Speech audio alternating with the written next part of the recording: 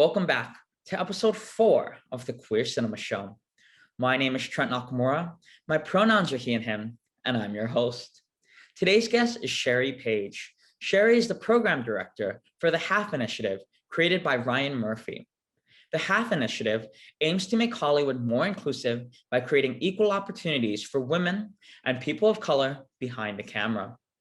Prior to working at the HALF Initiative, Shari used to work at Film Independent as the Senior Programs Manager for Global Media Makers, as well as at Outfest as the Forward Manager, facilitating the Screenwriting Lab, networking events, and also creating Outset, the Young Filmmakers Project, a program that I was lucky enough to be a part of. Since we have a bit of a long episode today, let's jump right into it. Hi, Shari. Welcome to the Queer Cinema Show. Trent, so good to see you. Thank you for having me. I wanted to start off today by talking about the art of rejection. Rejection from labs, fellowships, jobs, internships, it's all part of the artistic process. What tips do you have for filmmakers around rejection? I think the only thing you can do when it comes to rejection is learn from it. And I think it's really hard in the moment. It's funny, as soon as you said that, something that popped into my head was my first year of film school. We had to make a film, and we had to make a film in our first year of film school at the end of the year that really sort of summarized our goals as a filmmaker, our identity as a filmmaker, like who we are.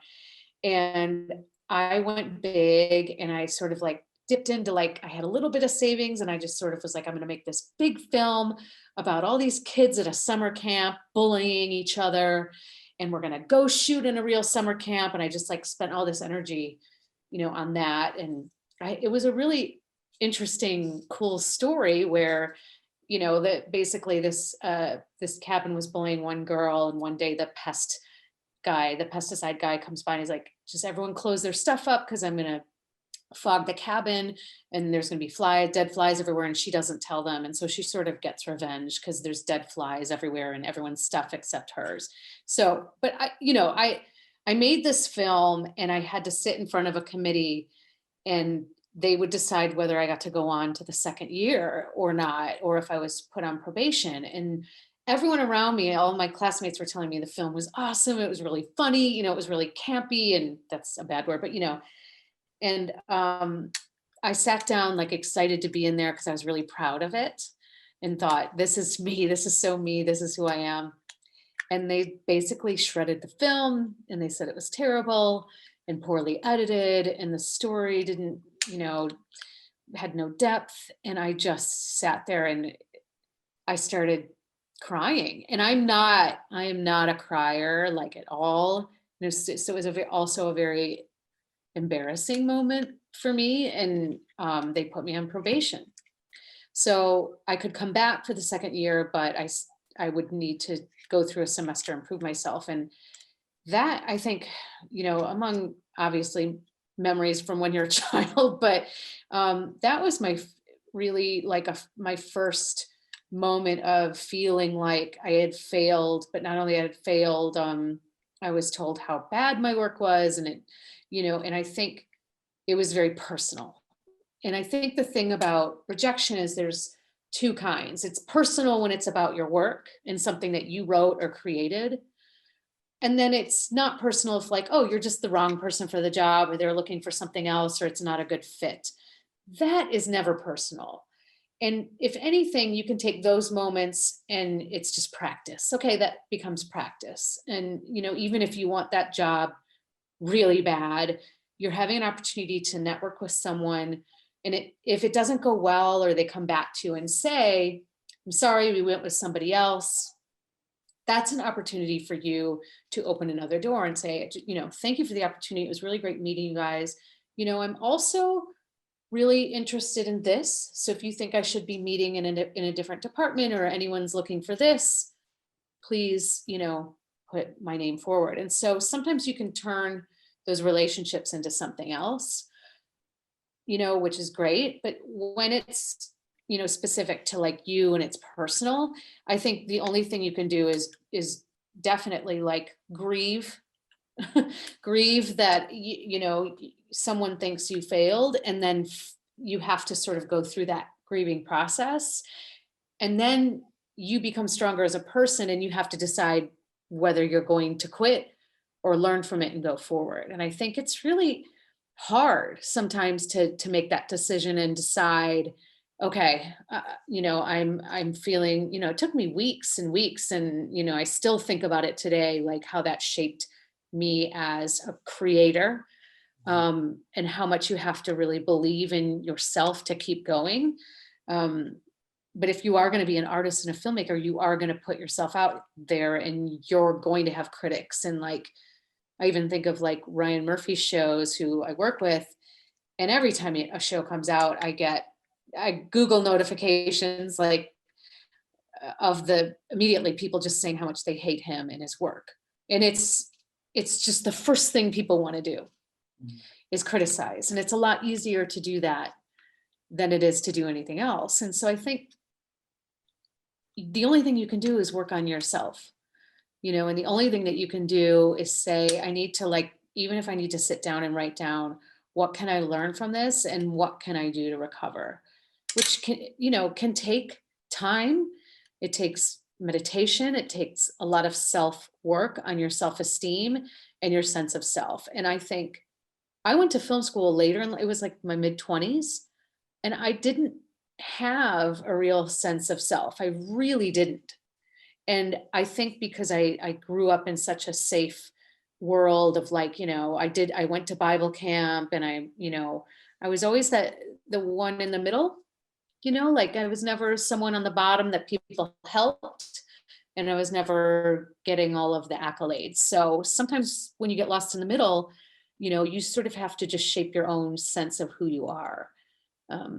So I feel like the only thing we have control over is how we react to situations, not what happens to us. Mhm. So I think focusing and always thinking, when you go into something, if I don't get this, it's because of this. If I do get this, it's because of that. But I think that's probably my approach. Yeah, absolutely. I think that's excellent. And something that really stood out to me is when you mentioned sense of self. I think a lot about this idea of knowing your why as a filmmaker, or who you are as an artist, and why you pursued this career in the first place. And I think that that's what often, not to say that that helps cure everything about rejection, but I often, when I am rejected and finding myself in the trenches of, getting rejected from a fellowship, or, in any of my own creative processes, when I remember, what I'm setting out to do and why I started this journey in the first place, it often helps me to remember that that rejection isn't going to define my why, you know? Mhm. And so I totally see where that sense of self is really important in finding, um, or getting back on your feet, rather. I like that. I like that. Like, if you don't know what your why is, and even to put it into like a different way of thinking about yourself, especially like as a growing artist, is, and this is really cliche, but sometimes this helps me because I think of it as everything together, is, do you know your brand? Because I feel like, and even though that's so superficial, but that is the world we're living in now. And that speaks to your self-worth. It speaks to your why, and it speaks to what sets you apart from other people. Mhm. And I think that's why that's always a conversation around artists, is like, oh, that's kind of their brand. It's because they've put forward something so specific that people know what it is, even if they can't articulate it. And so there's components of that. I love the why, your brand, and your sense of self. And those three things, like, you have to be constantly like watering those things every day, and in whatever form that is, which may be like, okay, today it's yoga or meditation or just a walk or a hike. And it's also going to be, I'm going to write for 30 minutes and I'm going to do this, and but it's manageable, right? Like, your list and things that you do on a daily basis to make yourself a better person, if they don't come first, you can't really do anything for other people or really nail that job interview or create in the way that makes you happy. I'm sure from your work at Outfest, from Film Independent, and now at the HAF Initiative, that you have probably seen thousands of applications come past your desk, and you've seen so many of these. And I'm curious, after seeing so many, what are some tips that you have for them? There's something really similar to all of those applications, even though all of those applications can be different. And I can tell you, even from working at several different organizations, of how people read them, is that most of those places require some type of statement of interest and or a statement in general. And it's sometimes it's a page or a paragraph or 2 pages that you write, and it is essentially your why. And that is the first thing we tend to read. So although people will spend a lot of time putting their links together of their previous work or writing a pilot or a pitch or an outline or anything like that, it's interesting that I feel like where I start and where I process applications is I start by just kind of like reading their name, and then I go, like maybe some of their credits just to see, okay, what level are they at? And then I go to that statement of interest because that's going to inform how I watch their links or read their work. And some people do it in reverse. They want to know nothing, right? They want to just read the person's work. They don't want to be tainted by anything. But a lot of these organizations get hundreds or thousands of applications, and maybe there's only 10 people on the committee reading them. And so you have to find a way to get through them fast, right? So when I read a statement of interest, it makes me go, yes, maybe, no. So if I then can go through 800 applications and do that to all of them, then I can go back and start with the yeses and start to read deeper.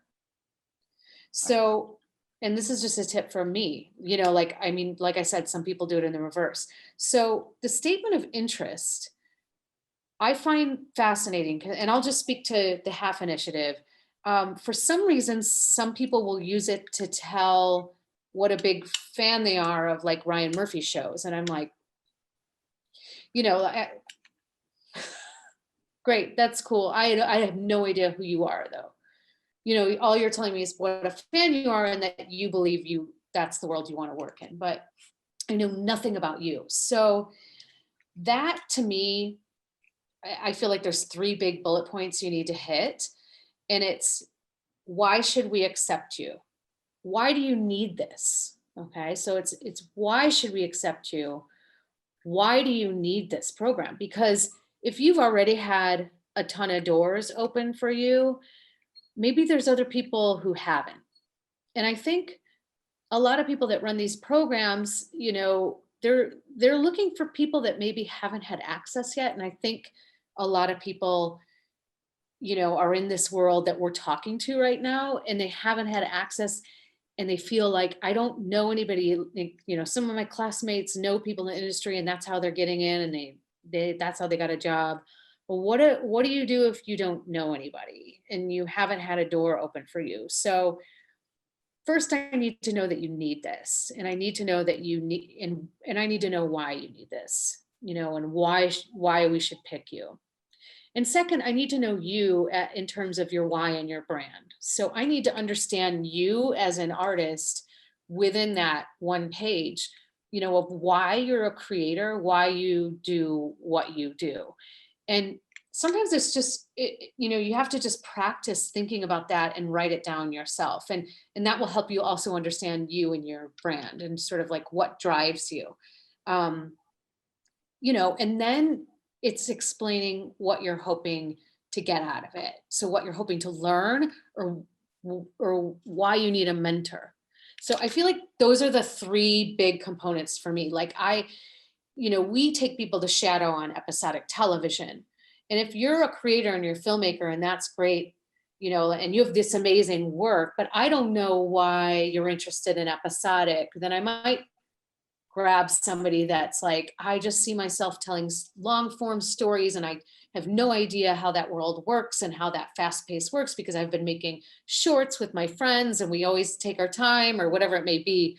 I've never worked with more than 20 people on my crew. I want to see what 200 people, managing 200 people in a crew is like.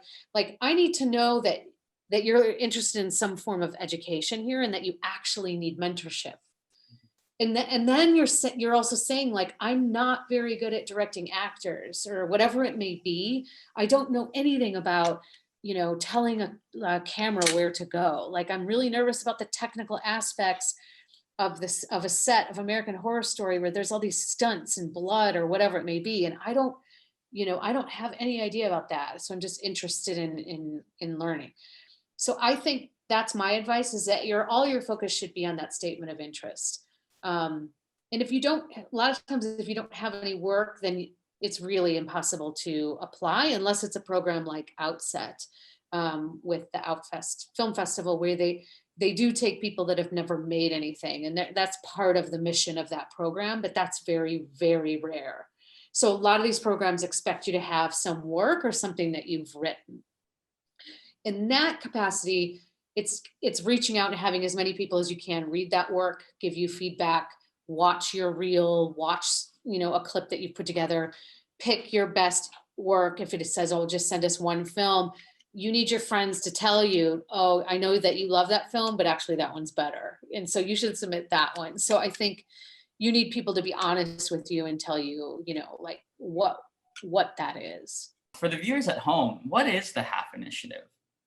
Yeah, so the HAF initiative was started in 2016 by Ryan Murphy, and he had access to all these productions that he was running.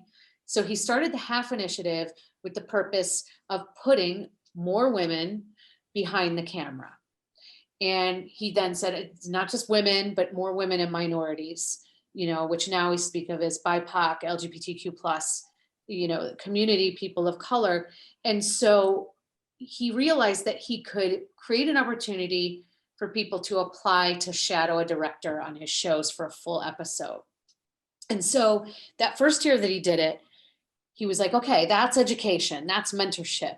Now, the other thing that I can do is I can change the way I'm hiring. So if he's the final say on who the directors are that he's hiring, he needed to set a goal for himself. So he said, okay, well, what I'm going to do is by 2020, I'm going to have half of the directors, 50% of the directors on my shows be women by 2020. And this is 2016. So he did it within a year. So by 2017, he actually exceeded that goal. And across all of his shows, actually 60% of the directors on his shows were women. And of those women, 90% were people of color. And so he exceeded that goal within a year, and he realized that he has the power to create more change. And nobody asked him to do it. And today, as you guys know, like all the studios have diversity programs, inclusion programs, and mentorship programs, because they should, first of all, and because also they have to kind of now today, which is good. They need a little shaming, right? Like there's no shame in shaming. Like they should have been doing this a long time ago. So they're doing it, but he's doing it because he wants to. So people like Janet Mock, who's, a creator or executive producer and director on Pose, went through that program. People like Tina Mabry, who is an amazing filmmaker and is now also directing on Pose.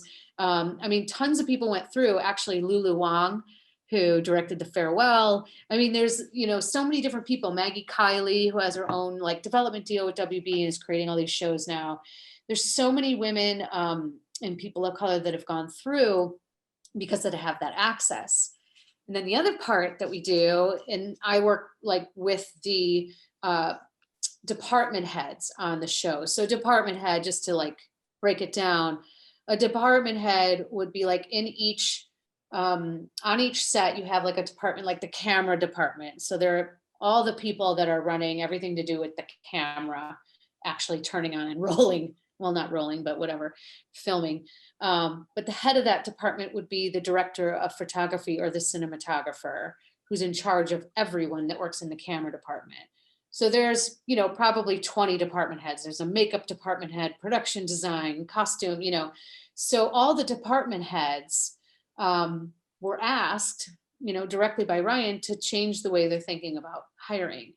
And this is actually really interesting. And I think everyone here can relate to this, is that, department heads are working, 10 to 16 hour days, and they're on their feet all day and they're working long hours. So they tend to want to work with the same people over and over again. And they tend to want to hire back the same people because they know they can jump in quick. You have a good working relationship. You know what that's like, Trent. Like when you're filming, you want to work with the people that know you and know how you work, and you work well together. Totally understandable, as they should, right? So maybe they've been working with the same people for the last 5 to 10 years. And when you go outside of that and take a chance on a new person, it takes up time and energy that you actually don't have. And so we're trying to help them do that by doing it for them. So all I can do is say, I'm going to meet a ton of assistants and PAs that fall into this world that we're trying to help, which is people that, traditionally are not getting those jobs. And I'm going to say, oh, when you come to me as the DP of the show, you're looking to hire a new PA. And I've met hundreds of them, but I think these 3 would be a good fit for you. So just meet them. So all we're doing is just changing the way they're interviewing and having them meet some new people, and maybe take a chance on someone that they will have to sort of mentor a little bit or take under their wing. Whereas Ryan Murphy works from the top down, right? He can make the changes up here and hire different directors. So the HALF initiative, a lot of people don't know, has those 2 components, which is really providing mentorship for emerging to mid-career directors who want to shadow. And then I work finding, more like outreach, finding PAs and assistants that are interested in learning more about being a PA or what that means, or also they're ready for their, first gig on a show. Right. So both above the line and below the line, it's all being influenced by the HALF initiative, and it's all being impacted by the work you guys are doing. And that's incredible. Yeah. How has COVID affected the HALF initiative? It's been hard because, our program is on hold in terms of people shadowing, because they're not allowed to have extra people on set. So it's been impacted in that way, but it hasn't stopped our ability to continue meeting talent and doing outreach and building upon this like PA program that we want to do even more with. So, one of the things that we want to put in place eventually is a mentorship program for PAs. So if you don't, and everyone knows this, if you don't have any experience, a lot of people don't want to hire you. And a lot of people don't want to take the time. And then it's like, well, where do I get experience? So we want to give people experience that's not an internship. So internships sometimes are hard because, it might be free or you're getting paid a little bit, and then they don't want you to touch anything or do anything. And it's like interns end up just like basically fetching soda for people or something like that, and then not getting much out of it. So we would rather pay someone to come in for a month and actually be a PA, but you're the extra PA. So you're learning to be a PA. And if they're great, keep them, but within a month, you can learn to be a PA on set like pretty fast. Like within a week, you're like, okay, got it. I know how this works. And then you just keep doing it. But it's really about people that are just happy to be there. And that's kind of how people work their way up. And we can talk more about that, but like how to really ace sort of those interviews and get asked back or make it past just the interview stage, or even getting into the interview. So there's so much to like talk about in that world. And I think that's something we're building on in terms of our outreach. We also have continued doing, for all the people that have gone through the HALF initiative program as shadowing directors, we call them mentees. We've been doing all these virtual workshops. So we do 2 a month with people that are on our shows, like Crystal Liu, who's the showrunner of American Horror Story. She started as an assistant, like as a writer's assistant 10 years ago, and now she's the showrunner. So she has an amazing story, but so she did a whole workshop on like how to run a writer's room and show it the world of being a showrunner, and how you can sort of like get into that world. So we do tons of workshops like that, and because people are available, we've been doing amazing workshops with like Stephen Canals, who's the creator of Pose, and a lot of the writers and directors from the shows are doing like workshops on their craft to continue the educational portion. For those individuals who are interested in the directing track, what work do they need in their applications to be even ready or considered for that level of the initiative? Good question. So first, we do accept emerging to mid-career. So an emerging filmmaker in our eyes is somebody that, they can be right out of film school and have one short, or they can literally be, 19 years old and no school, but they've created some content, web series or shorts, and their goal is to work in episodic. So in that capacity, when it's an emerging person, we're basing it on the merit of their work. So it's like, I want to see some really mind-blowing or interesting work. And then their desire to learn about episodic. And then mid-career could be someone that's had like a couple films at Sundance, somebody like Andrew Ahn, who did Spa Night, he's had work at Sundance and now he is working in television, but this would be before he even got to direct. So if you're mid-career and you've created some films and you're ready to like direct television, you just haven't had that door open, that's who we're selecting. So the application process, which typically opens in January every year. So it's open for the whole month of January. What you submit is your resume, your bio. So a resume and a bio. And a bio should always be like, half a page to a full page if you've done a million things, but you should be able to summarize your work within a half a page. And I also think a resume should be one page. If you know what you're applying for, you can alter your resume specific to that. So one page resume, one page bio, and then your statement of interest, which we talked about before, and then a clip to at least anywhere from 1 to 3 projects that you've created. So it can be a short, it can be commercials, it can be music videos, it can be your reel, or it can be literally be a feature film. The only thing with our program that we're specific about is that it has had to have been created within the last 3 to 4 years. And so that means that, it's not someone that like woke up one day and is like, I made a film in 1997 and maybe I'll just like see what this episodic world's about. So it's someone that's like continually trying to propel their career forward.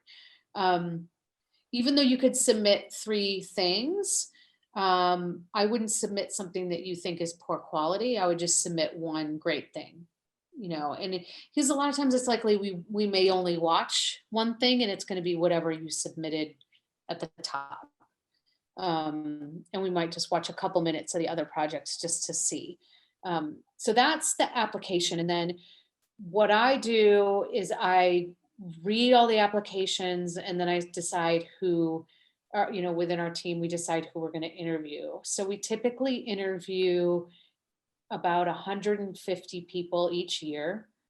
And if you're making it to the interview process, it's like, you got to really mess that up. Or we just don't have enough spots, or it's like, sometimes people just aren't a good fit for shadowing in terms of, it's a very specific type of person that directs episodic television. And it's very much like, there's people that are artists that are brilliant. And sometimes we meet them, they're like, oh my God, and they're film and they're so interesting and they're an artist, but they should really just be continuing to create their own content.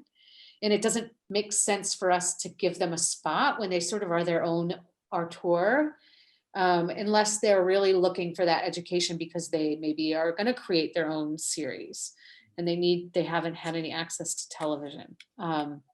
So it's really somebody that it can be a team player, can sort of just get along with everybody, can just play it cool. Not being, I'm going to be really brutally honest here, not be annoying on set or over talkative or really chatty with the actors. Someone that, when I tend to walk around the lot and interview people. We're on the Fox lot. And, when you're walking and talking, people slowly get a little more and more comfortable.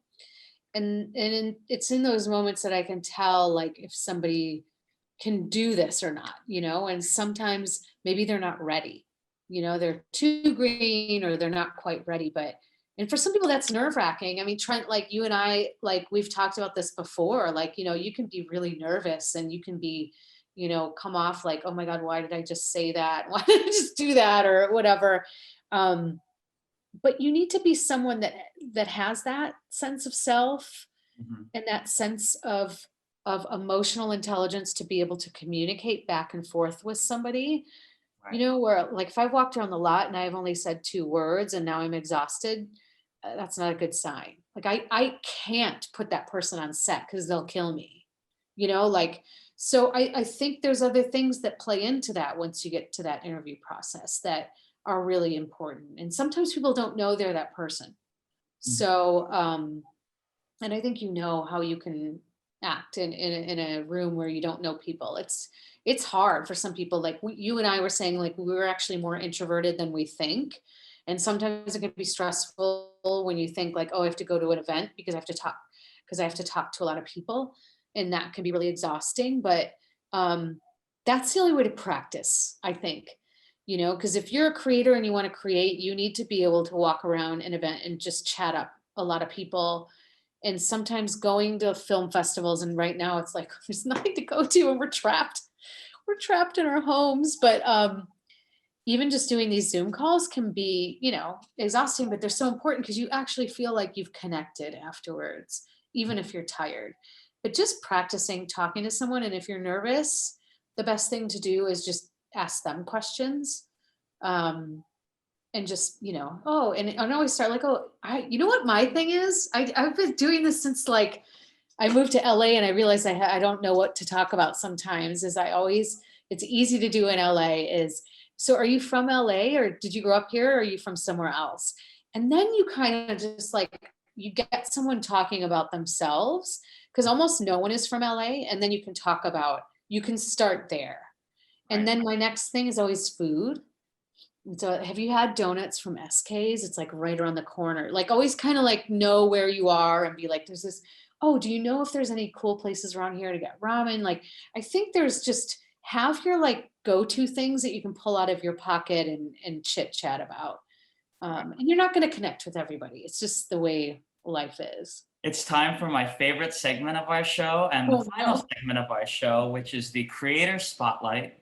And in this section, you can spotlight up to 2 LGBTQ creatives that you would like the world to check out and see.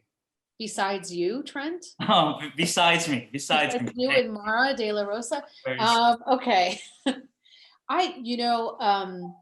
I mentioned her earlier, and I've been following her work for a long time, but we are about to see Tina Mabry explode. So Tina Mabry is a Black queer woman from Tupelo, Mississippi, that went to law school and threw it all away to be a filmmaker. And she made an amazing film in 2011, I believe it was, called Mississippi Damned, which is an incredible, if you haven't seen the film, watch the film tonight. I think it's on Amazon Prime. But the film at the time, it's so interesting because if that film were out today, I feel like it would be an Academy Award winning, Spirit Award winning film.